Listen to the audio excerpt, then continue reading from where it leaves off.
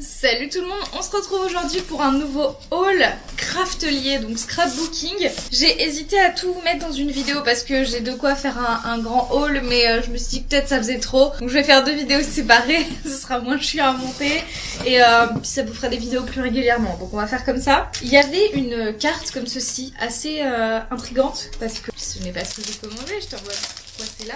Et en fait... c'est un petit mot qu'ils mettent dans une grande enveloppe parce que c'est leur 10 ans. Donc ils ont fait une carte d'anniversaire craftelier et c'est les 10 ans de la boutique en ligne en fait. Donc il y a tout un petit mot qui explique comment ils ont monté ça, etc. Pourquoi, comment, avec un petit pinceau Mitienda de Art comme ceci qui a l'air très très chouette. Donc voilà, je sais pas s'ils ont fait un set, si ça se vend ou si juste c'est le gift qu'ils ont choisi, mais en tout cas c'est une super bonne idée. On passe donc à ma commande. Je prends un ciseau pour ouvrir les petites choses. Donc premièrement, j'ai pris le petit plioir de chez Wear Memory Keepers comme ceci, qui a l'air très très chouette parce que le seul plioir que j'ai et que j'utilise, c'est celui de ma planche Wear Memory Keepers qui... honnêtement il est pas mal, il est en forme de petit couteau vous savez, et c'est chouette, mais je me suis dit que j'ai pas envie de le perdre et de le séparer de ma planche de découpe, et c'est vrai que des fois c'est utile d'avoir un plioir à part, donc voilà. Il est assez cool, on le prend bien en main, puis je me dis que ce sera peut-être plus simple pour des grandes surfaces ou je sais pas. Ensuite je me suis fait influencer par de jolies choses, je crois, qui avaient acheté des petits velcro, des cercles velcro recto verso du coup à coller, rose. Je n'ai aucune idée de à quoi ils vont me servir, mais maintenant je les ai. Ensuite, ça faisait longtemps que j'en voulais une. J'ai pris une perforatrice de bord comme ceci. Celle que je voulais le plus finalement était pas dispo, donc je me suis dit franchement, quitte à passer une commande tous les 6 plombes, c'est faux, j'en ai passé récemment quand même, mais bon, on va rien dire. Je me suis dit que autant la prendre et puis on verra bien si le concept me plaît. Me demandez pas où je vais ranger tout ça parce que vraiment là on a atteint un stade où c'est la commande de trop, je pense. C'est la commande de trop, des trucs qui vont pas rentrer nulle part. Donc si vous voyez trop de scrap, de haul et que vous vous dites mais où les gens rangent ça, quand on n'est pas pro, qu'on n'a pas une scrap room à soi et tout, c'est la galère, voilà. Il n'y a pas de surprise à ce niveau-là. Elle est assez cool et je la voyais plus grande en fait. De base elle est grande quand même et je me disais que je m'étais fait une idée que ça allait prendre trop de place, mais finalement elle prend pas autant de place que ce que je craignais. Ensuite j'ai pris de la collection Day to Day de chez Maggie Holmes que je prends archi souvent quand même. Ces petites listes, des to-do list. Je vois au dos qu'il y a des shopping lists aussi, mais ça a l'air trop cool. Oh non, il y en a une qui est abîmée dans le paquet, on le voit sur le bord, bref. C'est pas grave, ça va être hyper pratique pour mon planeur de prof. Parce qu'actuellement je mets des notes partout, c'est n'importe quoi. J'utilise pas suffisamment mon planeur je trouve et c'est dommage. Donc je vais essayer de l'adapter pour plus l'utiliser. J'ai pris ensuite un lot de mini Distress Ink, tout simplement parce que celle que je voulais n'était pas disponible en mini, donc je l'ai pris dans le lot.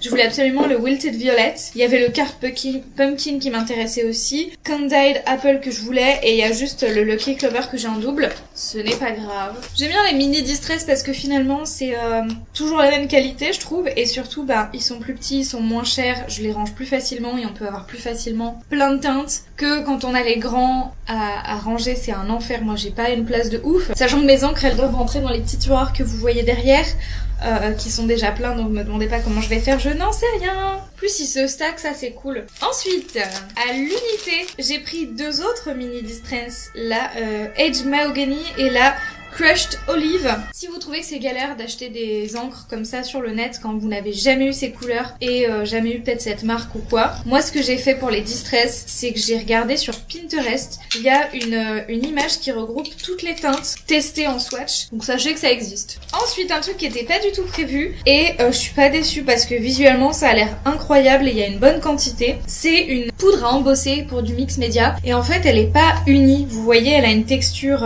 on a des copeaux de différentes tailles qui sont blancs, rouges et noirs, et l'effet avait l'air incroyable et je me suis dit franchement test, tu perds rien à essayer vraiment, et il était en promo donc c'était pas cher non plus, donc vraiment ça a l'air d'être une chouette surprise.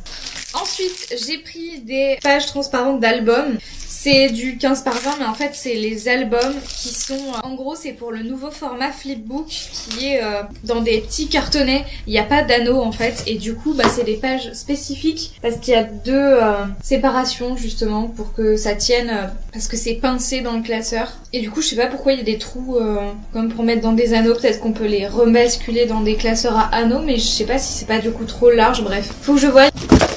Et on a arrive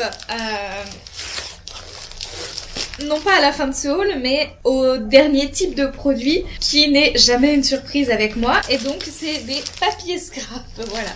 Vous verriez ma collection de papiers, c'est indécent. C'est indécent d'en avoir autant et de ne pas suffisamment les utiliser, très clairement. Je pense qu'à ce stade, il faut que je les trie et que je fasse des après-midi scrap avec des copines et que je les invite à utiliser mon matos en fait, parce que vraiment, il y a un stade, c'est plus possible. Commençons par ce qui est un peu fragile. Je ne sais jamais si c'est du vélum ou l'autre terme qu'on utilise. Vous savez, il y en a un qui est du papier plastifié transparent un peu épais et il y en a un qui est un peu genre comme du calque. Ici, on est sur celui qui est en mode calque. Je crois que ça c'est du vélum et que l'autre c'est de l'acétate. Attendez, acétate ou vélum? Ça doit être du vélum et ça doit être de l'acétate. Bref. Donc j'ai pris un motif Noël, un peu effet glacé, voilà, parce que c'est du calque et du coup on a un motif très hivernal avec des petites feuilles et des branches de houx, très mignon. Ensuite j'ai pris du coup une feuille acétate transparente comme ceci avec un motif un peu blanc. Honnêtement, sur le site, ça faisait beaucoup plus Noël que là, parce que là j'ai l'impression que, je sais pas, dans ma tête il y avait une texture un peu grainée ou granulée. Et là, pas du tout, donc je sais pas en fait, ça fait pas tant Noël que je l'imaginais. Faut voir dans une déco de Noël, peut-être ça passe. J'ai pris un bloc de Noël, le Busy Sidewalk. Non, je ne l'ai pas. Quand je le regarde, j'ai un léger doute. J'ai l'impression que ça sent les fournitures scolaires. Il faut que je finisse vite parce qu'ils font des travaux au-dessus et c'est infernal le bruit.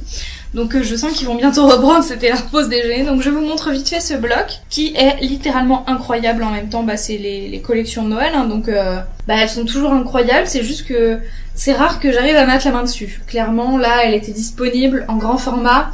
Je sais plus s'il y avait pas une promo dessus haute, mais j'étais en mode le prix est raisonnable, donc vraiment c'était inespéré de mettre la main dessus, surtout que De Jolies Choses qui avait fait un haul Craftly avait dit que beaucoup de choses étaient déjà parties. J'ai regardé son haul en retard et du coup je pense que j'ai dû retomber sur un monde réassort ou je ne sais pas. Mais voilà, ça c'est la collection Busy Sidewalks de Crate Paper. Et ensuite, que seraient mes commandes sans papier à l'unité? Honnêtement, quand je vois la quantité de papier qu'il y a là, j'ai l'impression que j'ai commandé genre un demi-bloc, ne serait-ce qu'à moi toute seule en papier à l'unité. Je serais trop curieuse de voir comment ils les stockent dans leurs entrepôts. En fait, j'aime trop voir comment sont les entrepôts à l'intérieur, comment c'est rangé et tout. Je trouve ça hyper satisfaisant. Et puis surtout, je me dis, il y a tellement de papiers différents que comment ils doivent être rangés, ça doit être fou. Bref, donc, on est parti. La collection All Earth de chez Crate Paper, comme ceci, elle est assez ancienne. C'est un classique. Ça va mon chat? Chelou. Je l'ai pris en double. Donc ensuite, une de la Snowflake. Je crois que c'est la collection de Noël de l'an dernier. Souvent, il y a des papiers que j'ai déjà, mais je sais que je vais les utiliser et tout. Alors ensuite, ça c'est Snowflake également. C'est peut-être pas la collection de l'an dernier. Si, je sais pas. Cette feuille, je l'avais jamais eue. La collection Marigold, cette feuille que je n'arrête pas de racheter en quadruple, en je ne sais plus combien d'exemplaires. Incroyable. Celle-là, elle a l'air folle, je la garde pour la fin. Faut que je l'ouvre. Ensuite, j'ai pris une feuille comme ceci à découper en morceaux, comme ça. Assez sympa. Celle-ci, pareil, je l'ai en plusieurs fois. Celle-ci de chez Amy Tangerine Brave and Bold, je l'avais utilisée dans mon planeur et je l'aimais beaucoup et j'avais regretté de ne pas l'avoir acheté en double, donc cette fois j'en ai pris une deuxième pour ne pas mourir bête. Ensuite celle-ci est incroyable, toujours de chez Amy Tangerine, ouais toujours la même collecte. J'ai pris chez American Craft, Obed Marshall, celle-ci avec des petits citrons très summer vibe et je vois que je l'ai pris en double. Je m'en souvenais plus, bah tant mieux, écoutez voilà. Celle-ci, elle avait l'air sympa, mais j'étais pas entièrement convaincue. Honnêtement, quand je vois ce papier-là, ça me fait penser à la marque Leaves and Clouds. Je sais pas pour vous, mais c'est vraiment genre un style de dessin qui va bien. C'est la collection Peaceful Heart de Janet Field. Elle est assez chouette et derrière il y a des petits arc-en-ciel. Je sais pas si ça vous plairait en fait que je fasse des close-up de papier plutôt que de vous les montrer de loin. Peut-être me rapprocher. Ensuite on a un marron comme ceci assez sympa. Collection pareil, Janet Field. Toujours la même collecte. Ça c'était des petits poissons. Ils avaient l'air très sympas. Je sais pas quoi en faire mais je me suis dit que ça allait m'inspirer. Ensuite j'ai pris une feuille en double d'une vieille collecte. C'est la Color Fresh de chez Eddie Swap. Autant vous dire que je sais pas s'ils les rééditent toujours ou si c'est juste qu'ils avaient un stock de ouf l'année où ils les ont faites et que ça prend 6 plombes à écouler, mais vraiment c'est incroyable. Il y a plein de papiers comme ça, je trouve qu'on les retrouve facilement en fait, même 3-4 années après certaines collectes, alors qu'il y a d'autres collectes où vraiment on va plus les retrouver du tout. Toutes les collectes d'Halloween, c'est impossible de mettre la main dessus, c'est scandaleux. Donc celle-ci je l'avais pris en double, de l'autre côté on a un côté un peu classique. J'ai du Edi Swap Honey and Spice qui est comme ceci, assez sympa, et avec des taches jaunes de l'autre côté, classique. Même collègue, une feuille bordeaux, du rayé un peu abîmé on va dire. Cette page-ci, je l'avais il y a très longtemps et j'aimais beaucoup l'utiliser et je ne la trouvais plus. Donc j'étais contente de la retrouver, c'est la Stay Colorful de chez Dear Lizzy. Ensuite de chez Chimel, Never Grow Up comme ceci, qui fait très conte de fées. Vraiment c'est une page pour faire des trucs type conte de fées, je trouve formidable. Ensuite de la collection Field Trip de chez Chimel, j'avais trouvé celle-ci sympa. Originale, bleue comme ça, sympathique. Et ensuite j'ai deux feuilles spéciales. Une de chez Dear Lizzy qui avait du foil irisé, ça a l'air incroyable. Je la sors du plastique sinon vous verrez moins bien. On se rend pas compte à la caméra quand elle est sous plastique. Waouh, même le dos a l'air irisé, la texture du papier est incroyable, carrément. Voici le papier en lui-même. Donc en fait on a une texture irisée, le papier en lui-même est irisé et on a des reflets foil iridescents. Elle est incroyable. Hyper original. Et ensuite j'ai une dernière page de la collection Busy Sidewalk et c'est une feuille foil acétate. Ah, je crois qu'il y a un film plastifié parce qu'elle est... Ouais, c'est ça, il y a un film plastifié parce que là elle est pas totalement transparente.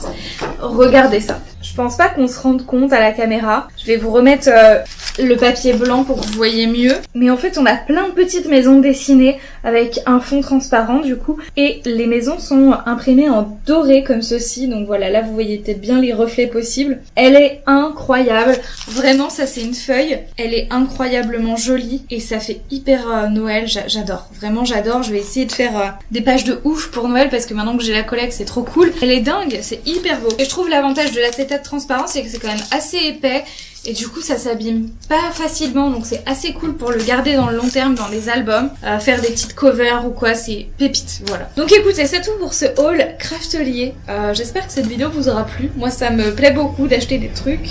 Clairement, quand je vois les commandes récentes et le peu de scrap que j'ai fait dernièrement parce que j'ai pas le temps de faire grand chose en fait, bah il y avait une phrase qui disait que c'est vraiment deux choses spécifique et distincte de avoir comme passion d'acheter des trucs de scrap et comme passion de les utiliser. Voilà, c'est ces deux moods différents, très distincts. Et actuellement il y en a un qui a pris le pas sur l'autre, mais on espère que l'autre va bientôt revenir. Voilà. Surtout que j'ai plein de matériel du coup pour faire des trucs ouf. Let's see. En attendant les prochaines vidéos, prenez soin de vous. Ciao ciao. Et du coup j'ai enfin trouvé une phrase d'outro qui est logique. En attendant la prochaine vidéo. Elle ne dit pas quand elle va arriver, il y a toujours un peu de suspense, parce qu'avec moi on sait jamais trop, maintenant c'est ainsi, voilà, il faut s'y faire, mais au moins ça marche avec tout. Je suis contente.